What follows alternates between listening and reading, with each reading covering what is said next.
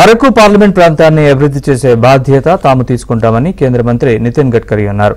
NDA కూటమి Araku parliament ఉమ్మడి అభ్యర్థి కొత్తపల్లి గీత, పార్వతీపురం అసెంబ్లీ ఉమ్మడి అభ్యర్థి బోనెల విజయ్ చంద్రకు మద్దతుగా ఆయన ఎన్నికల ప్రచారం నిర్వహించారు. ఈ ప్రాంతంలో 35,000 కోట్లతో విశాఖ రాయపూర్ హైవే, 22,000 కోట్లతో గ్రీన్ఫీల్డ్ హైవే అరకు పార్లమెంట్ పరిధిలో నిర్మిస్తున్నామని గడ్కరీ తెలిపారు. మీ ప్రాంతానికి మంచినీటి సమస్యతో పాటు ఏనుగుల దాడి సమస్యను కూడా పరిష్కరిస్తామని హామీ ఇస్తున్నానని గడ్కరీ అన్నారు. That today our government under the leadership of Prime Minister Narendra Modi ji has given special priority for water conservation, water storage, drinking water, and at the same time giving priority to complete the dams, big dam projects in whole country. I am really happy.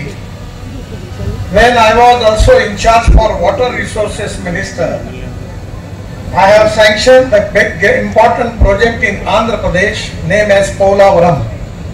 Actually the project cost was 60,000 crore, and 4 times I visit on the site of Polavaram when Chandrababu was the chief minister of Andhra Pradesh.